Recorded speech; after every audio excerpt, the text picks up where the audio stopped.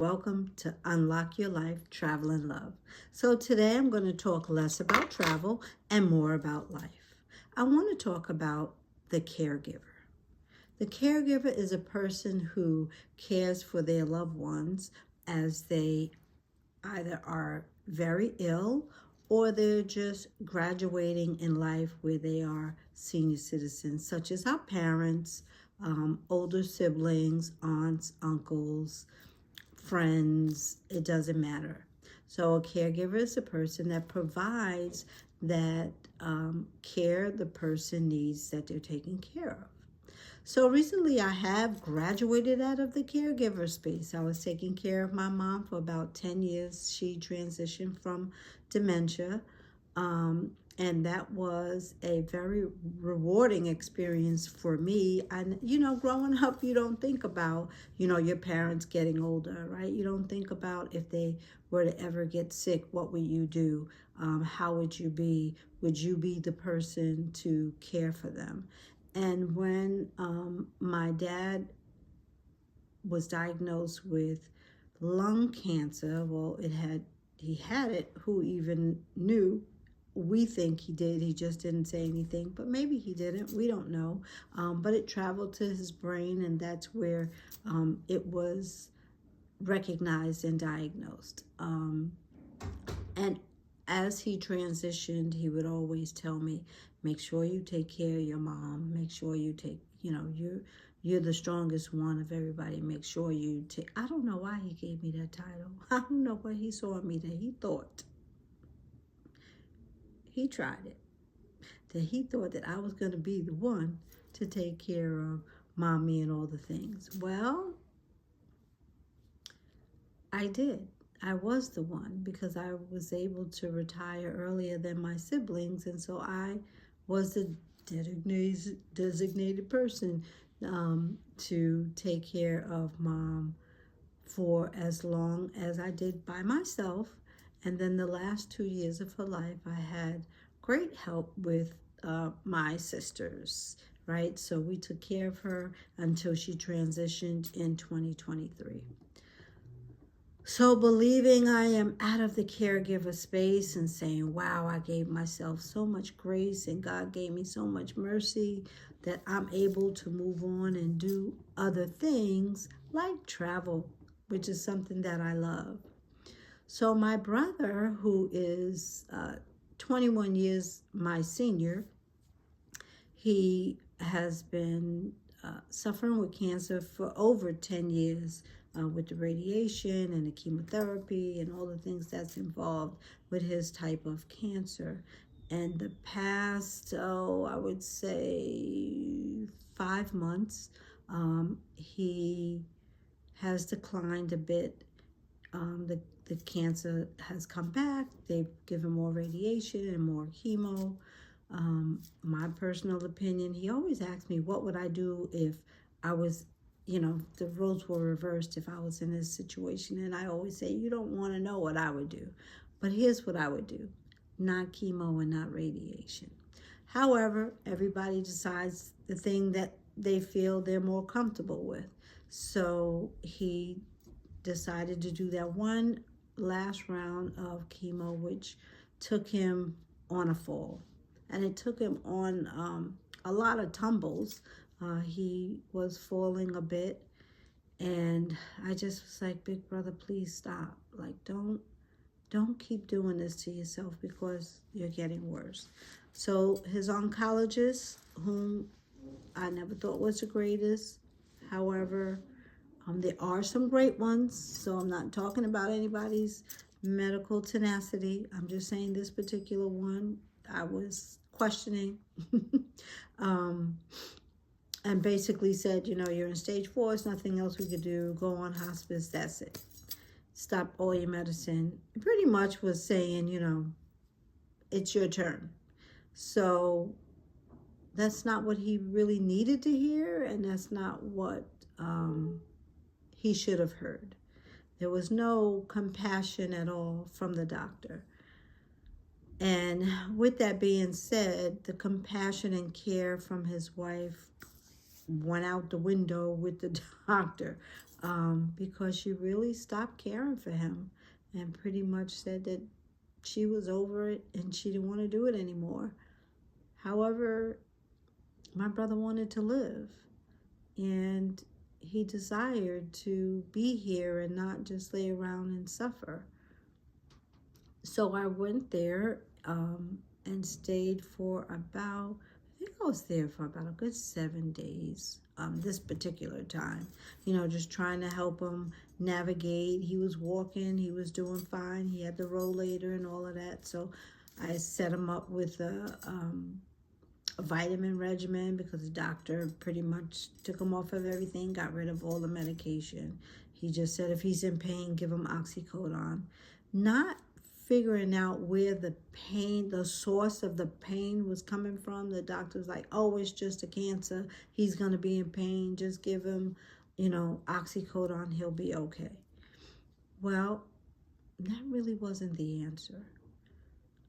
So set him up with everything that he needed before I left, made sure he had, the nutrients he needed, the vitamins he needed. Told his wife he has to eat. She's not a fruit lover, but he loved fruit. So why can't he have fruit? He loved fruit. But because she didn't eat it, they never really had fruit in the house, which was crazy to me because, you know what? Everybody needs fruit in their diet. Like, fruit is important. It's like gas is important to cars. Fruit is important to body. So set him up with the things that he needed. Come back home, and then next thing I get a phone call. He's fallen a couple of times. He was in excruciating pain. She just kept giving him the oxycodone. Because she's very meticulous about, you have to sit at the table, and eat. You can't eat in the bedroom, but he can't get up. So he can't get to the kitchen table because you're not helping him get to the kitchen table. And so she wasn't feeding him in the bed. So when I left, my brother was weighed, a certain pounds. And when I went back, he was 20 pounds lighter. And I went back in 2 weeks or 3 weeks. 3 weeks. So a devastating sight, nonetheless. So I spent 2 weeks there, building up his immune system, building up his resistance, got him to a neurologist, a spinal care doctor. Thank God to a very eager new doctor in the emergency room who ran all these tests to figure out where the source of the pain was coming from. And he discovered that the cancer had moved to the right side of his neck, and it was leaning on the nerves in his spine, and that's what the source of the pain was coming from. And oxycodone does not work on that type of pain. So taking him to the neurologist, they gave him a steroid shot, which was excellent in my opinion because it really diminished the pain. He wasn't at a 15 in pain level. He dropped down to about a 5. And that 5 was awesome because it gave me the ability to feed him and he would eat, gave me the ability to get all the nutrients in him that he needed, got the potassium in him that he needed because he was so negative in the potassium that he just couldn't even think straight. So now I'm back home, but before I left, I promised him that he would not be in his home when I left, that I would get him into a place where they could take care of him because I live in New York, he lives in Atlanta, so I couldn't stay there and live there with him to care for him. However, I will be back in about 2 weeks. They are taking good care of him. He's doing well, and I'm happy for that. And I'm so happy and praying that we will get all the way to March and we can go sit on the lake because that's what he desires. So all of that long story to say that this is about caregivers. This is about reaching out for help. If you're in a caregiver space, it is one of the most important jobs that we could ever have on this earth. And no one thought, I can imagine. I mean, I don't know when you were a kid if you thought about, oh, when I grow up, I know my parents are gonna get old. Like I never thought that. Who thought that? I never thought that. I mean, we always say, oh, my mom's old, my dad's old, but you never thought that you would be um, the person that lifted them out of the bed, that cleaned them up if they had an accident. That just wasn't something that went across my mind, as a kid. You think your parents are going to live forever, you want them to live forever, but we know that we're all going to go, right? It's just not if, it's when. And so I just want to give homage to the caregivers and let you know you are doing a phenomenal job in your caregiver space.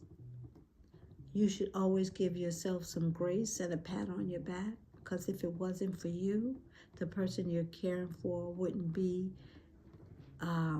well as you're keeping them. So sometimes you got to give yourself a little pause, and that's okay, and give yourself a break. And maybe take a weekend and go away. Put your feet in the sand in some nice, pretty, sparkling blue water, just to take a deep breath from all that you've been doing, from all that you have done. And breathe.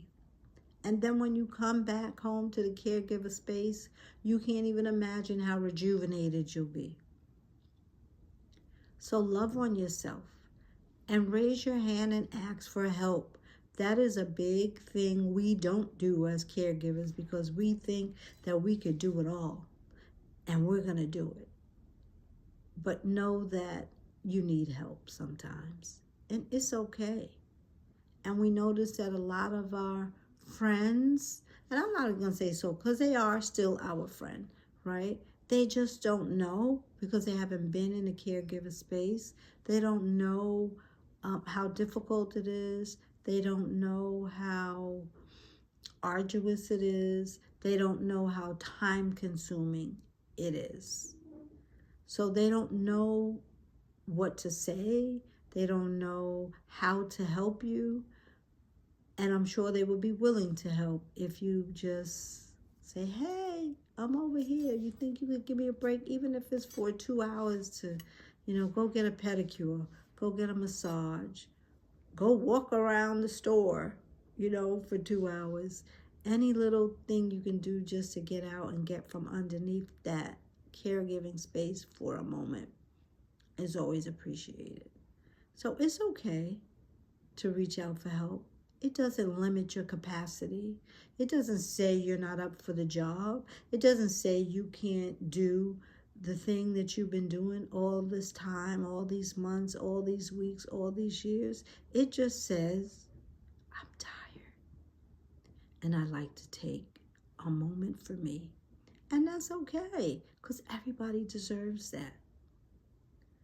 So make sure you take care of yourself before you take care of someone else. Because if you're not good, the person you're taking care of is not good, because you're not giving it 100% of your capacity. And I know that that is something that you would want to do. So I just wanted to come on today and tell you a little story of where I've been for the past 2 weeks. And just that I love you and there's nothing you could do about it.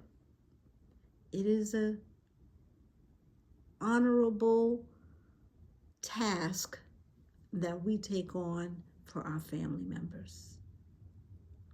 And you are to honor yourself, you are to love on yourself, and you are to appreciate yourself, because believe you me, everybody else appreciates you.